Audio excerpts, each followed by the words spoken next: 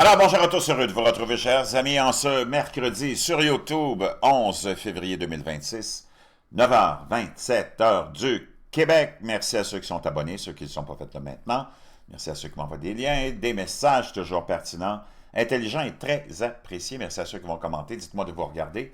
Écrasez le petit pouce en l'air et partagez la vidéo. N'oubliez pas de vous procurer tous les produits essentiels à votre santé mentale et physique. Tous les produits sont dans la boîte de description. En passant de ton Time Magazine sur Jésus, les évangiles, le bleu de méthylène, tes chaussettes imperméables, mes amis aussi d'Arôme Beauté. Et aujourd'hui, j'ai commandé un produit nouveau. Parce que tu sais que le biohacking, c'est vraiment important. C'est utilisé depuis des milliers d'années. Il ne faut pas que tu oublies qu'il y a longtemps, mais pas si longtemps, les gens vivaient très, très vieux. Et quelque chose s'est passé. Et là, j'ai commandé le Lion Mane, qui est un extrait liquide, mais tu peux l'avoir en poudre, mais l'extrait liquide, c'est beaucoup plus efficace.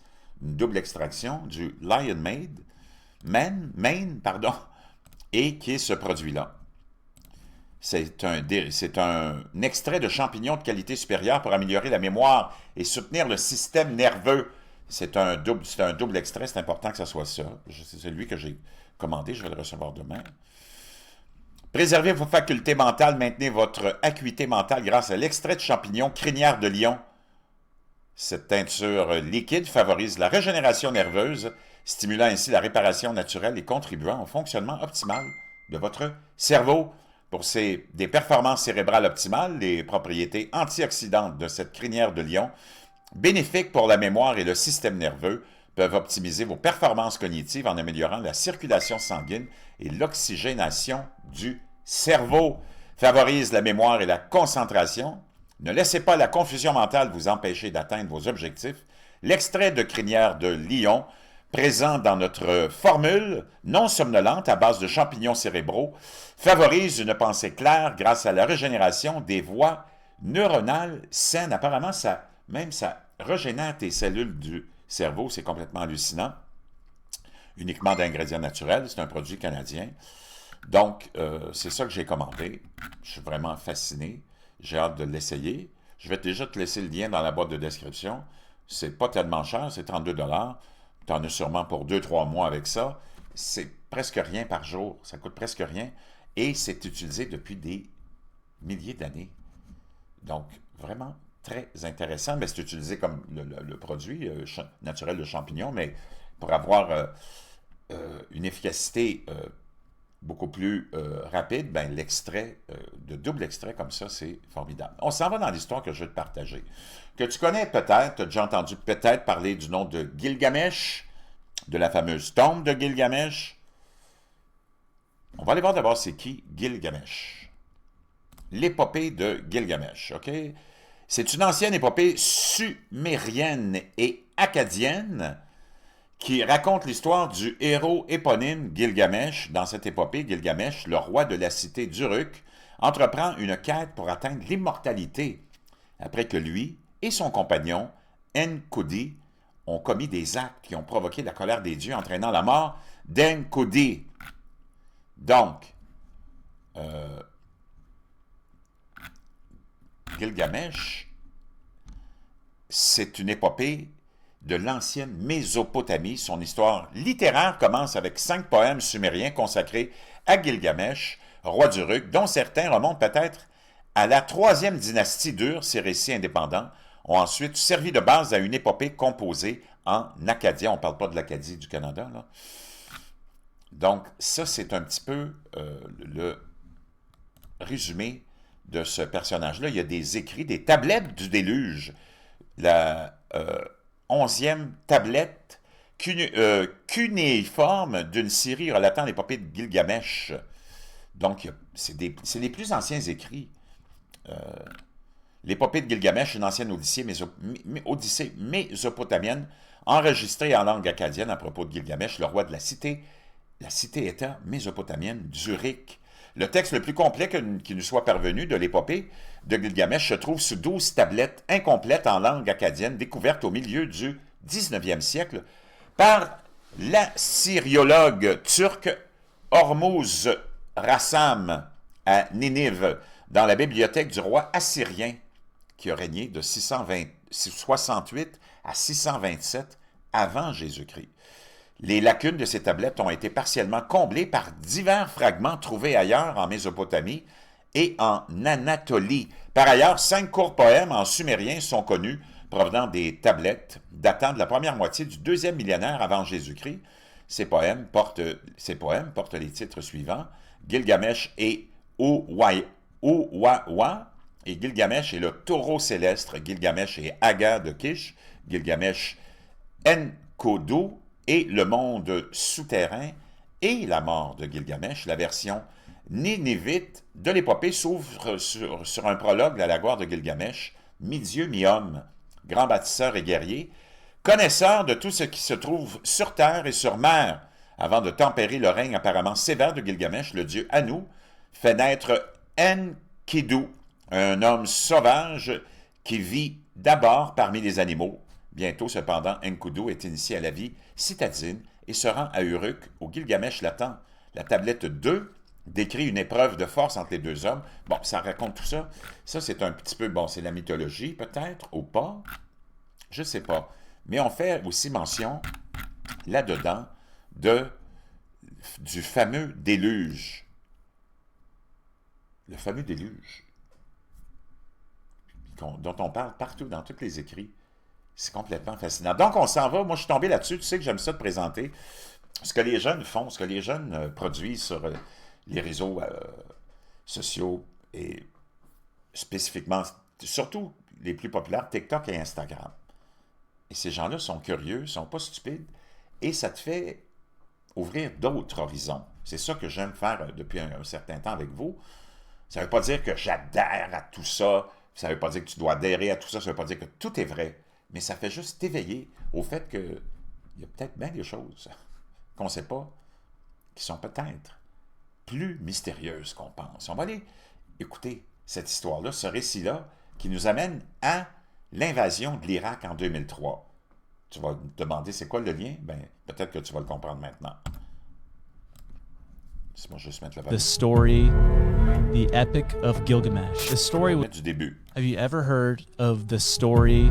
Avez-vous déjà entendu parler de l'histoire The epic of de l'épique, on vient de le voir, de Gilgamesh? Gilgamesh. The story was written L'histoire a été écrite 2000 ans avant Jésus-Christ. The story talks about Donc l'histoire, je vous l'ai how raconté, he was 2/3 God il était 2 tiers Dieu and 1/3 man. et 1 tiers homme. And the claim was that he was Et on prétend dans ces écrits-là qu'il mesurait 17 pieds. 17 pieds. En mètres, là, je ne sais pas ce que ça donne. On va aller voir.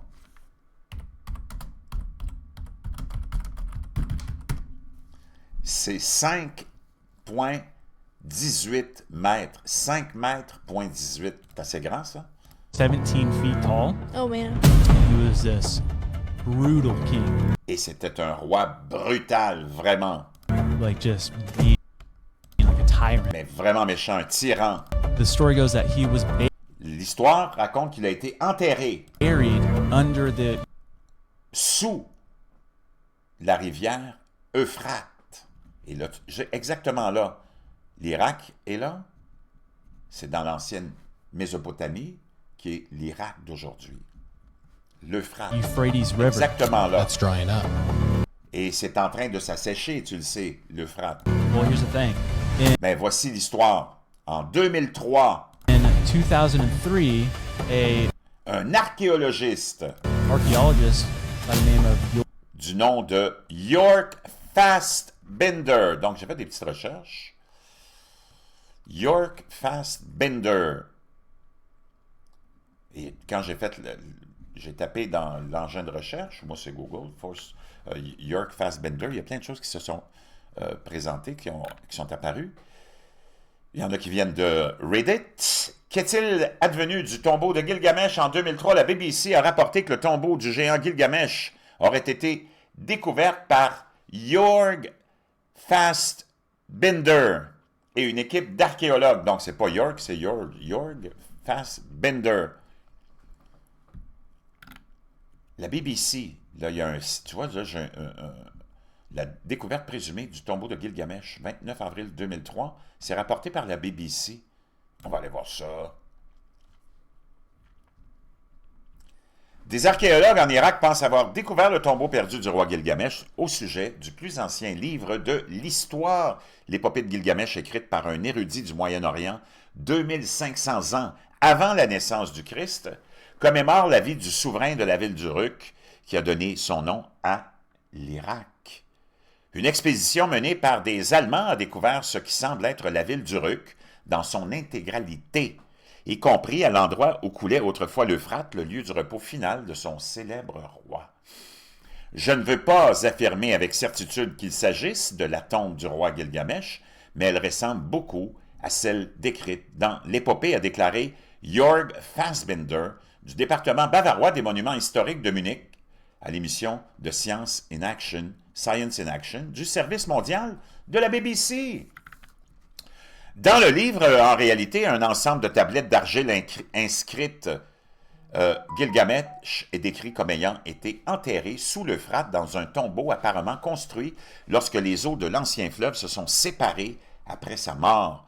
Nous avons découvert juste à l'extérieur de la ville une zone au milieu de l'ancien lit de l'Euphrate, les vestiges d'un bâtiment qui pourrait être interprété comme une sépulture, a déclaré Fassbinder. Il a déclaré que l'incroyable découverte de cette cité antique sous le désert irakien avait été rendue possible grâce aux technologies modernes. Grâce aux différences de magnétisation du sol, on peut sonder l'intérieur du sol, a ajouté Fassbinder. La différence entre les briques de crue et les sédiments du fleuve Euphrate révèle une structure très détaillée. On obtient ainsi un magnétogramme qui est ensuite cartographié numériquement, donnant ainsi un plan de la ville d'Uruk, Venise dans le désert. Le plus surprenant, c'est que nous avons trouvé des structures déjà décrites par Gilgamesh, a déclaré Fassbinder. Nous avons découvert plus de 100 hectares. Nous avons trouvé des structures de jardins et des structures agricoles telles que décrites dans l'épopée, et nous avons trouvé des maisons babyloniennes. Mais il a déclaré que la découverte la plus étonnante était un système de canaux incroyablement sophistiqué. On peut très clairement voir dans les canaux des structures montrant que les inondations ont détruit des maisons, ce qui signifie qu'il s'agissait d'un système très développé, un peu comme Venise, dans le désert. Aïe, aïe, aïe, aïe, c'est fascinant. Maintenant, le plus intéressant dans tout ça, on continue. Or Fassbinder. He was in the Mesopotamia area. Donc, ils étaient dans cette région-là, on l'a vu, en Mésopotamie. And doing like the whole LiDAR Et donc, ils étaient en train de faire leur travail d'archéologie. thing. What he said is, I have found the Quand il a dit, à un certain moment, j'ai trouvé la tombe de Gilgamesh. tomb of Gilgamesh. Oh my gosh. But it's underground, right? So they have Mais c'est vraiment enfoui. to like dig it up. Il faut qu'on creuse et And creuse. so they start the process of Donc, ils ont commencé le processus de creusage. digging it up. Guess what happened one Et devine ce qui est arrivé un mois après leur début des travaux. month later? The U.S. invades Iraq. Les États-Unis ont envahi l'Irak. Oh my gosh! No way. Yeah, Oh man. this is where it gets crazy. Yeah. Et là, c'est là où l'histoire devient complètement folle. All the archaeological Tout, naturellement, les sites sites archéologiques were then stopped in Iraq. So ont dû arrêter, naturellement. stop digging. You're out of here. Puis ils ont dû quitter l'Irak, naturellement aussi. But the locals around Mais les gens du coin, les locaux, ont dit this encampment que dans ce camp-là où les archéologues étaient installés, reported that the U.S. military ont rapporté que les militaires américains, la nuit, venaient were digging at night, creuser taking things out of et sortir du matériel de ce site archéologique où les soldats américains creusaient la nuit the ground and putting them onto trucks and driving them. et les mettaient sur des camions Where's this? et quittaient. Donc, ça veut dire ce que ça veut dire, mais quand tu regardes ça, c'est quand même fascinant de voir comment ces jeunes-là sont curieux et sont capables peut-être de faire des liens que des fois, nous, d'une certaine génération, on a peur ou on ne veut pas faire parce que ça vient briser naturellement, nos concepts, nos perceptions de ce qu'on nous a mis dans la tête. Donc, on va aller voir c'est quoi la date.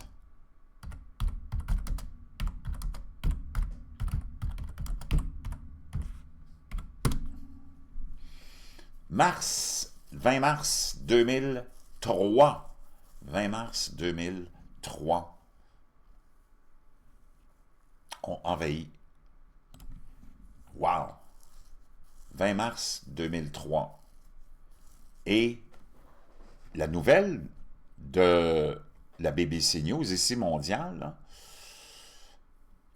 ben, ce texte-là a été publié le mardi 29 avril 2003, donc un mois après l'invasion. Donc, eux autres, ils avaient quitté exactement au moment de l'invasion. Donc, les dates concordent. Est-ce que c'est frivole? Est-ce que c'est farfelu? Est-ce que c'est du délire? Je ne sais pas. Tu es capable de tirer tes propres conclusions. N'empêche qu'il y a vraiment un hasard qui fait bien les choses. On peut s'amuser, on peut divaguer. C'est juste pour le plaisir de s'amuser. Mais dans le fond, des fois, dans l'amusement, comme dans l'humour, il y a toujours un petit fond de quelque chose qui te dérange, puis qui semble être peut-être un fond de vérité. Je vais t'entendre dans la boîte, en dessous de commentaires, ce que tu en penses. Puis comme je t'ai dit, quand je te partage des choses comme ça, c'est pas parce que j'adhère, c'est juste que je veux nous amener ailleurs, je vais lâcher un petit peu les questions politiques de tous les jours qui sont trop divisives. On s'éloigne de ça un peu ici en ce moment. C'est ça que j'ai l'intention de faire. Et d'aller fouiller dans des histoires comme celle-là. Je veux t'entendre dans la boîte de commentaires en dessous.